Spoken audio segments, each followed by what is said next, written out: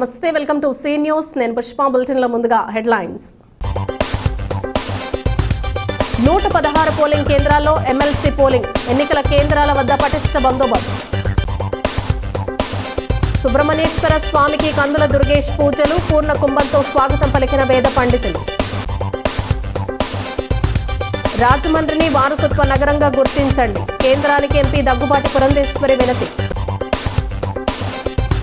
వైఫల్యాలను కప్పిపుచ్చేందుకు diversion politics. ప్రభుత్వంపై మాజీ ఎంపీ హర్షకుమార్ ఆగ్రహం. ప్రైవేటు విద్యా సంస్థల తీరుపై ఉద్యమిస్తాం. పీటీఎస్ఎఫ్ వ్యవస్థాపక అధ్యక్షుడు కొల్లాపు వేణు. ఉమ్మడి తూర్పు పశ్చిమ గోదావరి జిల్లాల ఉపాధ్యాయ నియోజకవర్గ ఎన్నికల పోలింగ్ ప్రక్రియ గురువారం ప్రశాంతంగా జరిగింది. అన్ని పోలింగ్ కేంద్రాల వద్ద కట్టుదిట్టమైన భద్రతా ఏర్పాట్లు చేయడంతో పాటు ఓటు హక్కు ఉన్న ఉపాధ్యాయులను తప్ప ఇతరులెవరినీ కనీసం పోలింగ్ కేంద్రాల దరిదాపుల వద్దకు కూడా రాకుండా చర్యలు చేపట్టారు. ఎమ్మెల్సీ ఎన్నికల బరిలో 5 స్వతంత్ర అభ్యర్థులు ఉన్నారు. పీడీఎఫ్ తరపున ఎన్నికైన షేక్ సాబ్జీ రోడ్డు ప్రమాదంలో మృతి చెందడంతో ఈ ఎన్నికలు అనివార్యమయ్యాయి. పీడీఎఫ్ తరపున గోపీమూర్తి ఎన్నికల బరిలో నిలవగా మిగిలిన అభ్యర్థులు స్వతంత్రులుగా పోటీ చేస్తారు. గురువారం ఉదయం 9 గంటల నుంచి సాయంత్రం 4 గంటల వరకు జరిగే ఓటింగ్ ప్రక్రియ కొనసాగింది. ఉమ్మడి తూర్పుగోదావరి పశ్చిమ గోదావరి జిల్లాల పరిధిలోని 6 జిల్లాల్లో ఉన్న 16,737 మంది ఓటర్ల నిమిత్తం 116 పోలింగ్ కేంద్రాలు ఏర్పాటు చేయడం జరిగింది. ఉపాధ్యాయ ఎమ్మెల్సీ ఎన్నికల రిటర్నింగ్ అధికారిగా కాకినాడ జిల్లా కలెక్టర్ షాన్ మోహన్ వ్యవహరిస్తున్నారు. ఉపాధ్యాయ ఎమ్మెల్సీ ఓటింగ్ సరళిని పర్యవేక్షించేందుకు కాకినాడ కలెక్టరేట్లో ప్రత్యేకంగా కంట్రోల్ రూమ్ ఏర్పాటు చేయడం జరిగింది. పలు పోలింగ్ కేంద్రాలను జిల్లా ఎస్పీ డి నరసింహకిషోర్, ఆర్డీఓలు కృష్ణనాయక్, రాణి సుష్మిత పరిశీలించారు. ఎన్నికల సరళిని అడిగి తెలుసుకున్నారు. పోలింగ్ ముగిసిన అనంతరం పటిష్ట బందోబస్తు మధ్య పోలింగ్ సిబ్బంది బ్యాలెట్ బాక్స్లను సురక్షితంగా Kakinada JNTU doctor BR Ambedkar central library strong room కు తరలించారు. డిసెంబర్ 9న ఓట్ల లెక్కింపు అనంతరం ఫలితాలు వెల్లడి చేయడం జరుగుతుందని రిటర్నింగ్ అధికారి వెల్లడించారు. నిడదవోలు నియోజకవర్గం పెరవలి మండలం ముత్యాలవారిపాళ్యం శ్రీ వల్లి దేవసేన సమేత కళ్యాణ సుబ్రహ్మణ్యేశ్వర స్వామి ఆలయం పునఃప్రారంభ మహోత్సవ కార్యక్రమానికి ఆంధ్రప్రదేశ్ రాష్ట్ర పర్యాటక, సాంస్కృతిక, సినిమాటోగ్రఫీ మంత్రి కందుల దుర్గేష్ ముఖ్య అతిథిగా హాజరై స్వామివారికి ప్రత్యేక పూజలు, అభిషేకాలు నిర్వహించారు. సుబ్రహ్మణ్యేశ్వర స్వామి ఆలయానికి విచ్చేసిన మంత్రి కందుల దుర్గేష్ కు వేద పండితులు పూర్ణ కుంభంతో స్వాగతం పలికి ఆలయంలోనికి తోడ్కొని వెళ్లారు. అక్కడ స్వామి వారికి ప్రత్యేక పూజలు, అభిషేకాలు నిర్వహించిన అనంతరం వేద ఆశీర్వచనం ఇచ్చి తీర్థ ప్రసాదాలు అందజేశారు. ఆలయ పునఃనిర్మాణాన్ని పురస్కరించుకుని జరిగిన హోమాల్లో పాల్గొని పూర్ణాహుతిని దర్శించుకున్నారు. ఈ సందర్భంగా ఆయన మాట్లాడుతూ ఆ స్వామి వారి దయతో ప్రజలందరూ సుఖ సంతోషాలతో, ఆయుర ఆరోగ్యాలతో, అష్టైశ్వర్యాలతో ఉండాలని ఆకాంక్షించారు. ఆ స్వామి చల్లని దీవెనలతో నిడదవోలు నియోజకవర్గాన్ని అన్ని విధాలుగా అభివృద్ధి చేయడానికి సీఎం చంద్రబాబు నాయుడు, ఉప ముఖ్యమంత్రి పవన్ కళ్యాణ్ల నాయకత్వంలో పనిచేస్తున్నారని తెలిపారు. ఆయన వెంట ఆలయ కమిటీ ప్రతినిధులు, స్థానిక నాయకులు ఉన్నారు. 1000 ఏళ్ల సుదీర్ఘ చరిత్ర గల రాజమండ్రి నగరాన్ని హెరిటేజ్ సిటీగా గుర్తించి హృదయ స్కీమ్ ద్వారా అభివృద్ధి చెందేలా చూడాలని ఎంపీ దగ్గుబాటి పురంధేశ్వరి కేంద్ర ప్రభుత్వాన్ని కోరారు. ఆంధ్రప్రదేశ్లోని తూర్పు గోదావరి జిల్లాలో గోదావరి నది ఒడ్డున ఉన్న రాజమండ్రి దేశంలోనే ప్రధాన పురాతన నగరాల్లో ఒకటని ఆమె పేర్కొన్నారు. ఈ మేరకు పార్లమెంట్లో రూల్ 373 కింద విన్నవించారు. రాజరాజ నరేంద్రుడు పరిపాలించిన ఈ పుణ్యభూమిపై ఆనాడు ఆదికవి నన్నయ్య మహాభారతాన్ని తెలుగులోకి అనువదించారని, తద్వారా రాజమహేంద్రవరం తెలుగు భాష జన్మస్థలంగా ప్రసిద్ధి చెందిందని గుర్తు చేశారు. వేదాలకు నిలయంగా రాజకీయ, వ్యవసాయ, సాహిత్య, ఆర్థిక, సామాజిక, సాంస్కృతిక నేపథ్యాలకు ప్రసిద్ధి చెందిన ఈ చారిత్రక నగరం ఆంధ్రప్రదేశ్ సాంస్కృతిక రాజధానిగా కూడా వ్యవహరిస్తారని ఎంపీ వివరించారు. గొప్ప సంఘ సంస్కర్త కందుకూరి వీరేశలింగం ఈ భూమిపైనే జన్మించారని పేర్కొన్నారు. ఎంతో చారిత్రక, సాంస్కృతిక సంపద ఉన్నప్పటికీ రాజమండ్రికి తగిన గుర్తింపు ఇంకా రాలేదని ఎంపీ పురంధేశ్వరి ప్రస్తావిస్తూ, రాజమండ్రికి హెరిటేజ్ సిటీ హోదాను అందించడం, దాని గొప్ప వారసత్వాన్ని గౌరవించడమే కాకుండా సాంస్కృతిక సంరక్షణ, ప్రచారానికి ఊతమిచ్చినట్లు కాగలదని పేర్కొన్నారు. ముఖ్యంగా మరింత మంది పర్యాటకులను ఆకర్షించడానికి, తద్వారా స్థానిక ఆర్థిక వ్యవస్థను పెంచడానికి వీలవుతుందని తెలిపారు. కావున కేంద్ర ప్రభుత్వం ఈ నగరానికి హెరిటేజ్ సిటీ హోదాగా గుర్తించి హృదయ స్కీమ్ ద్వారా అభివృద్ధికి చర్యలు తీసుకోవాలని ఆమె కోరారు. Shrimati D Purandeswari. Thank you, Honorable Speaker, sir. Sir, we have about 4.3 million weavers in our country who face various issues and challenges like accessibility to loan, upgradation of design, access to markets and so on and so forth. So I would seek to know from the Honorable Minister whether his ministry would consider technology-driven platform that will provide a one-stop solution to all the challenges that the weaver community faces. Alongside, I would also seek to know from the Honorable Minister how the proposed Rashtriya Bunkar Ayog would actually protect our traditional craftsmanship alongside enhancing the global competitiveness of our weavers. Thank you, sir.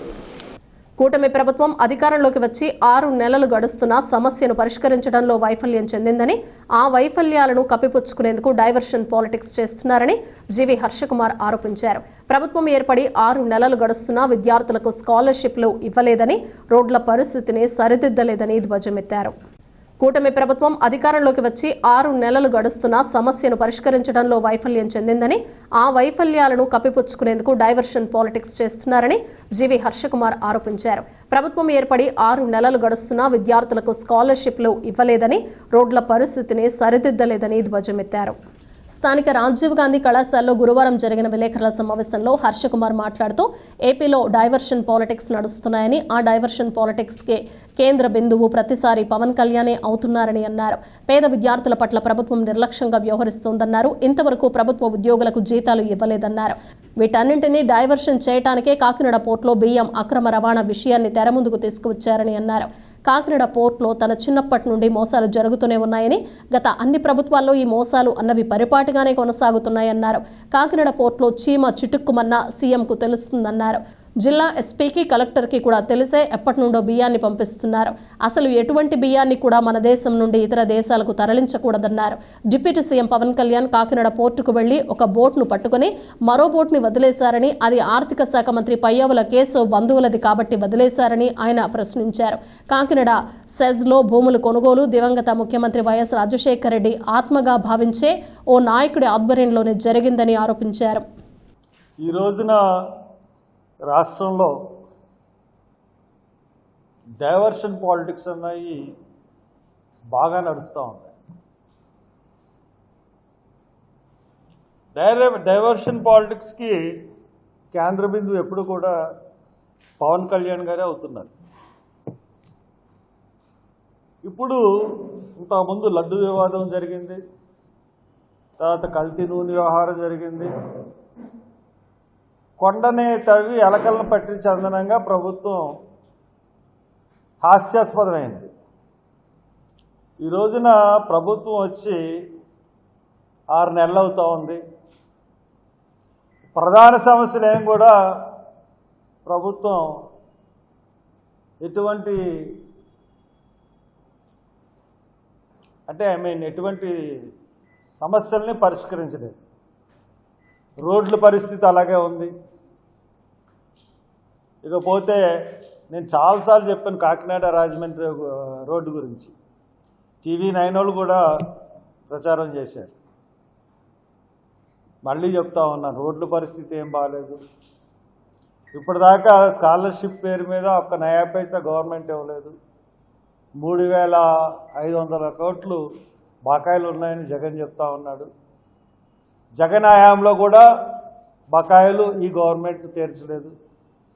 వీళ్ళిద్దరి అకౌంట్లోనే కాకుండా చంద్రబాబు నాయుడు అంతకుముందు ముఖ్యమంత్రి అయినప్పుడు కూడా బకాయిలు ఇప్పటి వరకు తీర్చలేదు.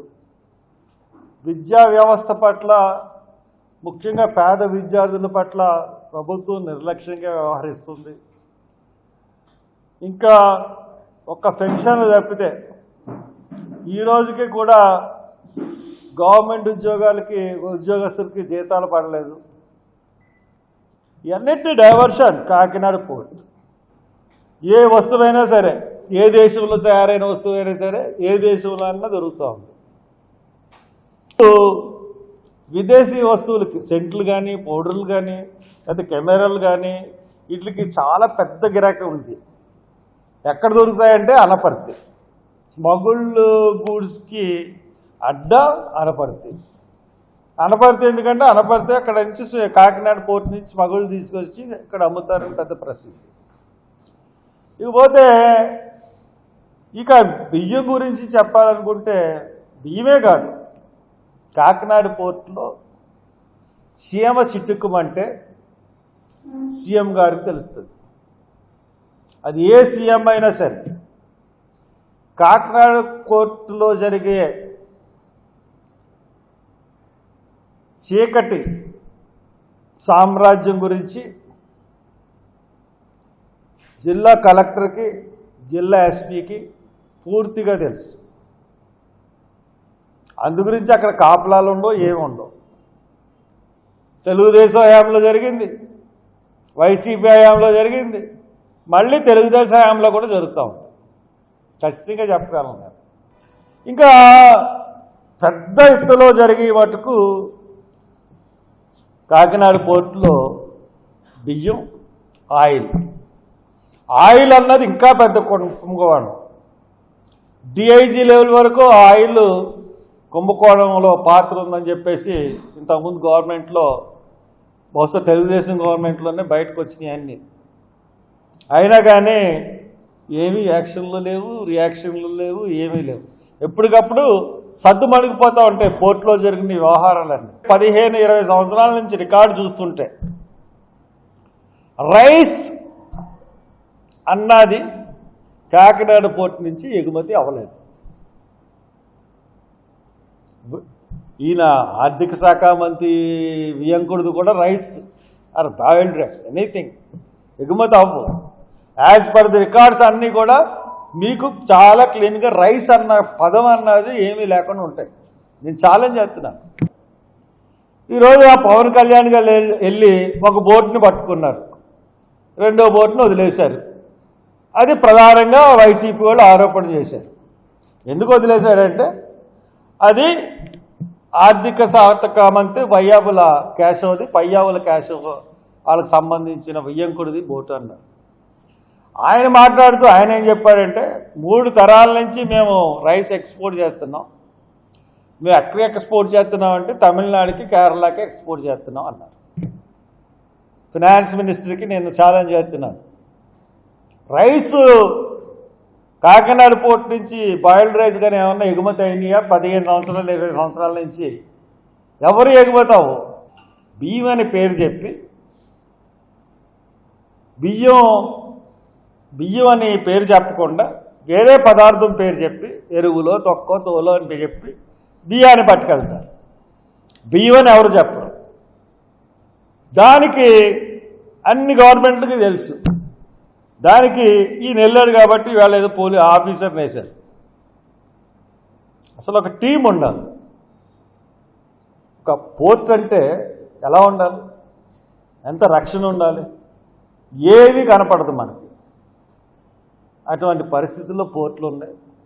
ఇది డైవర్ట్ చేయాలి ఈ సమస్యల నుంచి అని చెప్పి ఈ పోర్టు సంగతిని రెచ్చగొట్టి, అసలు పోర్టు దొంగలు పోర్టు అంతా తెలుగుదేశంలోనే ఉన్నారు. చంద్రబాబు నాయుడుకి అన్నీ తెలుసు. ఇంక వైయాపు కేసు పార్ట్నర్. కాబట్టి మనం వీళ్ళని నమ్మగలం చెప్పండి. విద్యా హక్కు చట్టం ప్రకారం కార్పొరేట్ విద్యా సంస్థలు పేదలకు 25% ఉచిత సీట్లు ఇవ్వాలని parents, teachers and students United federation వ్యవస్థాపక అధ్యక్షులు కొల్లాపు వేణు డిమాండ్ చేశారు. ఈ విషయంపై ప్రైవేటు విద్యా సంస్థల వ్యవహార శైలిపై ఉద్యమం చేయడానికి కూడా తాము సిద్ధంగా ఉన్నామని వెల్లడించారు. రాజమండ్రి ప్రెస్ క్లబ్లో గురువారం జరిగిన విలేకరుల సమావేశంలో ఆయన మాట్లాడుతూ రాష్ట్ర వ్యాప్తంగా నిరక్షరాస్యత నిర్మూలన, సంపూర్ణ అక్షరాస్యత సాధించడమే ధ్యేయంగా అందరూ చదవాలి, అందరూ ఎదగాలి అన్న లక్ష్యంతో PTSF ఏర్పడిందన్నారు. రాజ్యాంగంలోని ఆర్టికల్ 21A ప్రకారం 6 నుంచి 14 ఏళ్ల వయసు పిల్లలకు ఉచిత నిర్బంధ విద్య అమల్లోకి వచ్చిందన్నారు. కానీ ప్రైవేటు, కార్పొరేట్ విద్యా సంస్థలు వారికి 25% ఉచిత సీట్లు ఇవ్వకుండా నిర్లక్ష్యంగా వ్యవహరిస్తున్నాయని ఆగ్రహం వ్యక్తం చేశారు. రాజమండ్రి వాస్తవ్యురాలు నిగర్వి స్నేహశీలి కార్యదక్షకురాలు నల్లబోతుల భవానీ శ్రీనివాస్ను రాష్ట్ర అధ్యక్షురాలుగా నియమించినట్లు కొల్లపు వేణు చెప్పారు. ఈ మేరకు ఆమెకు నియామక పత్రం అందజేశారు. రాష్ట్ర మహిళా ఉపాధ్యక్షురాలుగా పెందుర్తి ధనలక్ష్మిని, రాష్ట్ర మహిళా కార్యదర్శిగా పరమట భారతిని, రాష్ట్ర మహిళా సహాయ కార్యదర్శిగా దొంగ పద్మజని నియమించారు.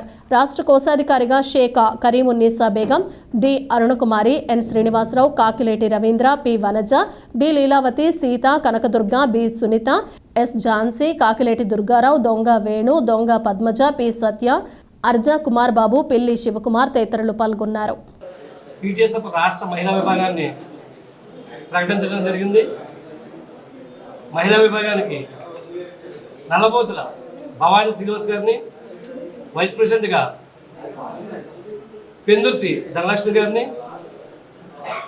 సెక్రటరీగా పరమటి భారతి గారిని, జాయింట్ సెక్రటరీగా దొంగ పద్మజ గారిని ఈరోజు ప్రకటించడం జరిగింది.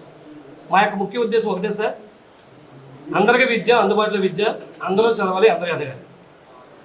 నిరక్షరాస్యత నిర్మూలన, సంపూర్ణ అక్షరాలు సాధించే ధ్యేయంగా పెట్టినటువంటి యొక్క అసోసియేషన్ రాష్ట్ర వ్యాప్తంగా అభివృద్ధి అవుతే అందరూ కూడా చదువుకోవడం వల్ల రాష్ట్రంలో అయితేనేమి అన్ని చోట్ల కూడా నేర ప్రపంచం తగ్గుద్ది. అందరూ విద్యావంతులు అవడం వల్ల, ప్రతి ఒక్కరు చదువుకోవడం వల్ల అందరికీ కూడా ఒకరినొకరిని అర్థం చేసుకుని చక్కగా చదువుకోవడం వల్ల ఉద్యోగాలు చేసుకుని ఏదైతే కష్టపడి చదివించారో తల్లిదండ్రులు చూసుకునేటువంటి పరిస్థితి భవిష్యత్తులో ఉంటుంది. కాబట్టి ఈ యొక్క విద్య ద్వారానే మిగతా అన్నీ కూడా ఆధారపడి ఉన్నాయి. కాబట్టి విద్య అనేది ఈ యొక్క ప్రధాన ఎజెండాగా పెట్టుకుని మా అసోసియేషన్ స్థాపించడం జరిగింది. కాబట్టి విద్య అనేది అందరికీ అందుబాటులో ఉండాలి, అందరూ చదవాలి, అందరూ ఎదగాలనేది మా యొక్క పీటీఎస్ యొక్క ప్రధాన ధ్యేయం. బులెటిన్లో షార్ట్ బ్రేక్ తీసుకుందాం. శ్రీ వల్లి సుబ్రహ్మణ్యేశ్వర స్వామివారి షష్ఠి మహోత్సవాలు 7/12/2024 స్థిరవారం నుండి 11/12/2024 బుధవారం వరకు జరగను. స్వామివారి కళ్యాణం 6/12/2024 శుక్రవారం రాత్రి 6:30 శ్రీ ఇసుకపల్లి సుబ్రహ్మణ్యం, శ్రీమతి పద్మిని కుమారి దంపతులచే శాస్త్రోక్తంగా జరపబడును. స్వామివారి రుద్రాభిషేకం 6/12/2024 శుక్రవారం రాత్రి 2:30 తెల్లవారితే స్థిరవారం స్వామివారికి రుద్రాభిషేకం జరపబడును. అనంతరం అనగా 7/12/2024 స్థిరవారం ఉదయం 5 గంటల నుండి స్వామివారి దర్శనం ఇవ్వబడును.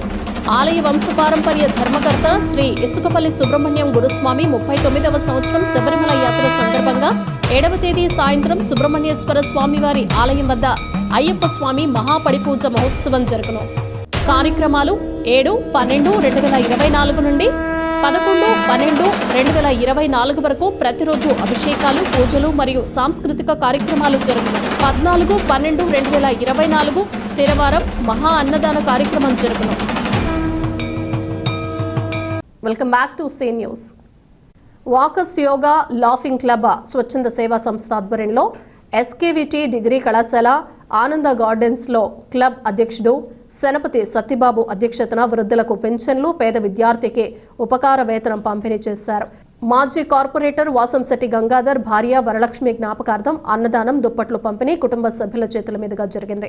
ఈ కార్యక్రమానికి ముఖ్య అతిథులుగా విచ్చేసిన వాసంశెట్టి గంగాధర్, మణిశంకర్, గణేష్ కుటుంబ సభ్యులు కడియాల శ్రీనివాస్, కొత్తూరి బాల భీమరాజు, ఆదిరెడ్డి రామకృష్ణ, రొక్కం గోపి, కొయ్యల అప్పారావులను క్లబ్ కార్యదర్శి గుబ్బల గంగా భవానీ వేదిక మీదకు ఆహ్వానించారు. ముఖ్య అతిథులుగా మాట్లాడుతూ ఈ సంస్థ గత 14 సంవత్సరాలుగా అనేక సేవా కార్యక్రమాలు నిర్వహిస్తున్నందుకు చాలా ఆనందంగా ఉందన్నారు.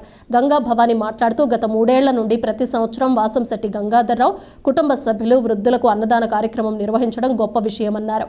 ముఖ్య అతిథుల చేతుల మీదుగా ఒక్కొక్కరికి 500 రూపాయల చొప్పున 80 మంది వృద్ధులకు 40,000 వృద్ధాప్య పెన్షన్లు అందజేశారు.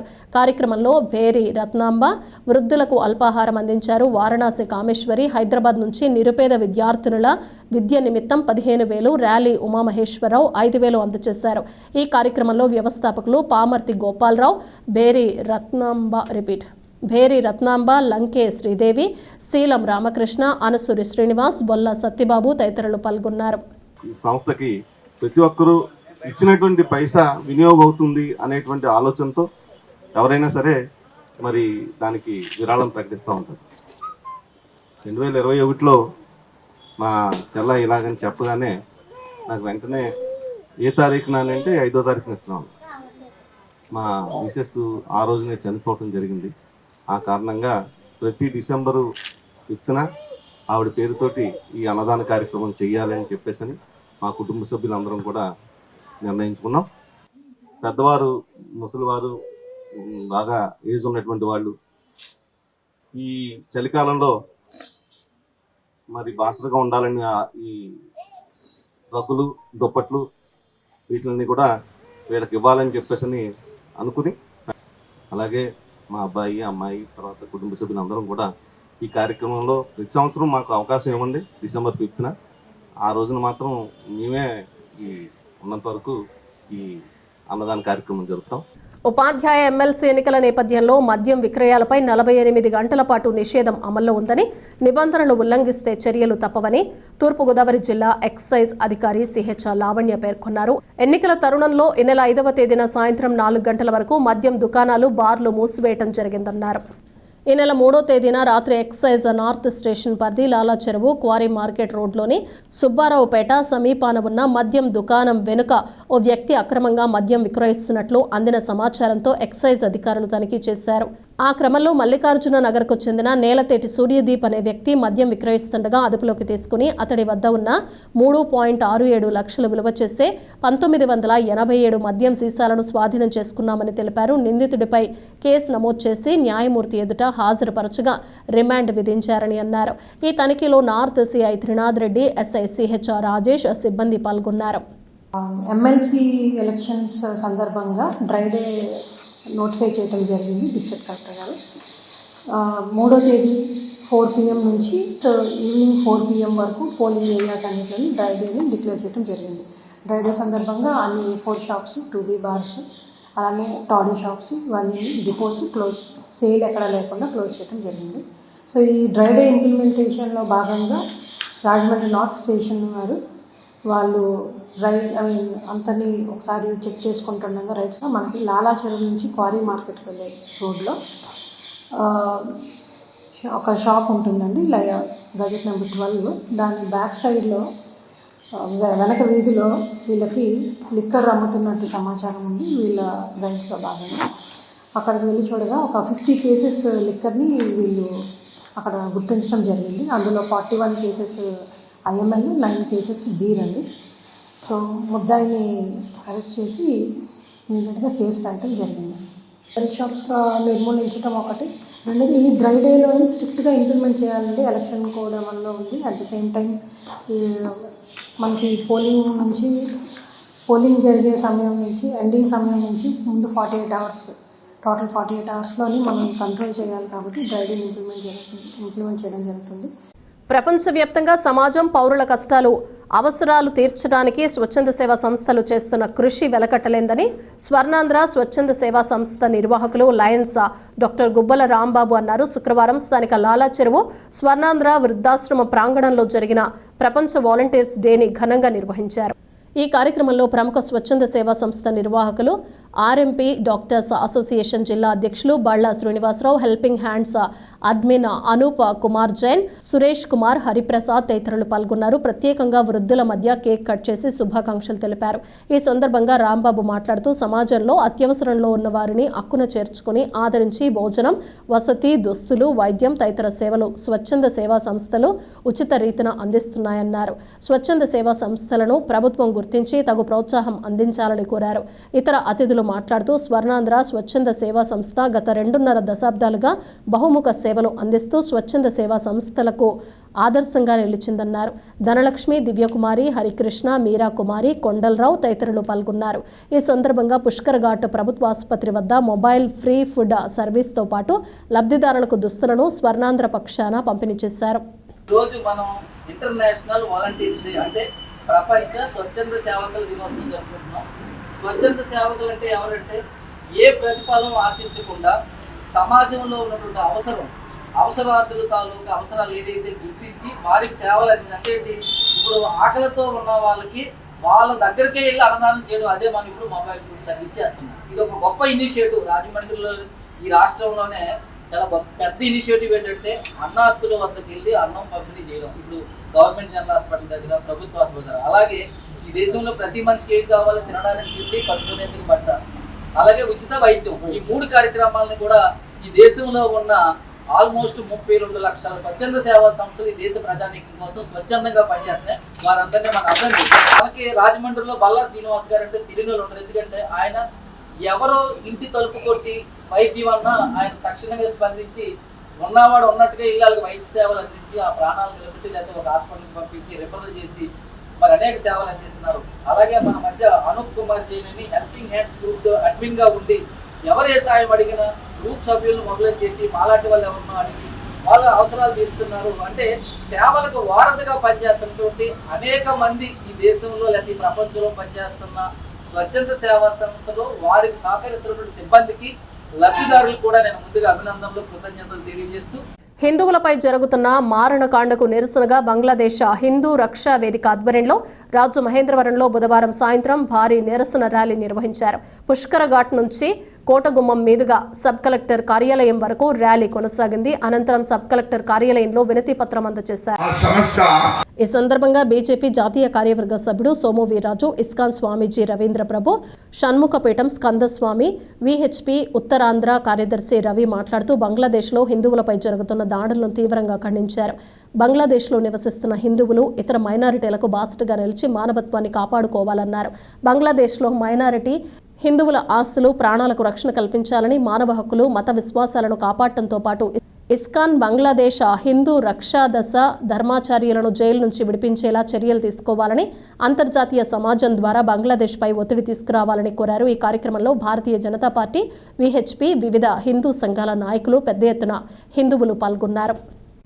సోషల్ మీడియాలో ఎమ్మెల్యే ఆదిరెడ్డి శ్రీనివాస్పై అనుచిత వ్యాఖ్యలు, కించపరిచే పోస్టులు పెట్టిన పులిస్ సాగర్ను అరెస్ట్ చేశాక పోలీసులకు అతని పాత నేర చరిత్ర తెలిసిందని మాజీ ఎంపీ మార్గాని భరత్ ఇది తెలుసుకుని మాట్లాడాలని టీడీపీ రాజమండ్రి సిటీ ఎస్ఎస్ఎల్ అధ్యక్షుడు చాపల చిన్నరాజు, 47వ ward TDP incharge Besari Chinni సూచించారు. రాజమండ్రి ప్రెస్ క్లబ్లో గురువారం జరిగిన మీడియా సమావేశంలో చిన్నరాజు మాట్లాడుతూ గత ఎన్నికల్లో రాజమండ్రి ప్రజలు 72,000కు పైగా మెజారిటీతో చిత్తుగా ఓడించడంతో మైండ్ బ్లాక్ అయిపోయి ఇక్కడి వారికి ముఖం చూపలేక సింగిల్ సినిమా ఓయ్ నిన్నే హీరో మాజీ ఎంపీ మార్గాని భరత్ విజయవాడలో మీడియాతో మాట్లాడారని ఎద్దేవా చేశారు. గత 5 ఏళ్ల వైసీపీ పాలనలో దళితుల ఆత్మహత్యలు, అవమానాలు, శిరోముండనాలు ఎన్నో జరిగాయని, అప్పుడు ఎందుకు మాట్లాడలేదని ప్రశ్నించారు. ఆనాడు సోషల్ మీడియాలో పోస్టులు పెట్టిన వారి పట్ల వైసీపీ ప్రభుత్వం ఎలా ప్రవర్తించిందో అందరికీ తెలిసిందేనన్నారు. చిన్ని మాట్లాడుతూ వైసీపీ పాలనలో రాజారెడ్డి రాజ్యాంగం నడిచిందని, కూటమి ప్రభుత్వ పాలనలో అంబేద్కర్ రాజ్యాంగం అమలవుతోందన్నారు. అతడిపై పాత కేసులు చాలా ఉన్నాయని, అందుకే పోలీసులు విచారించారని చెప్పారు. చిన్న విషయాన్ని రాష్ట్ర అంశంగా మార్చి విజయవాడలో మీడియాతో మాట్లాడటం విడ్డూరంగా ఉందన్నారు. టీడీపీ నాయకులు బంగారు నాగేశ్వరరావు, ఎరంశెట్టి రాజ్ కుమార్, కానిటి ప్రభుదాస్, బూరా రమణ, మేడికొండ అప్పలరావు తదితరులు పాల్గొన్నారు. వాస్తవాలు తెలుసుకొని దాని వెనకాల ఉన్న వాస్తవాలు తెలుసుకొని మాట్లాడితే బాగుంటుందని మరి రాజమండ్రి తెలుగుదేశం పార్టీ ఎస్సీ విభాగం తరపున మీకు హెచ్చరిస్తున్నాం.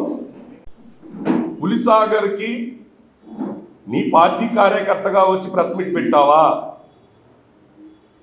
సామాన్య ప్రజల్లోంచి వచ్చిన స్పందనకి కంప్లైంట్ పెట్టారని నువ్వు మాట్లాడుతున్నావు. వాస్తవాలు తెలుసుకో. వాస్తవాలు తెలుసుకొని పులిసాగర్ నువ్వు చూపించినది కాదు, నువ్వు మీడియా ద్వారా నువ్వు చూపించిన ఆధారం కాదు.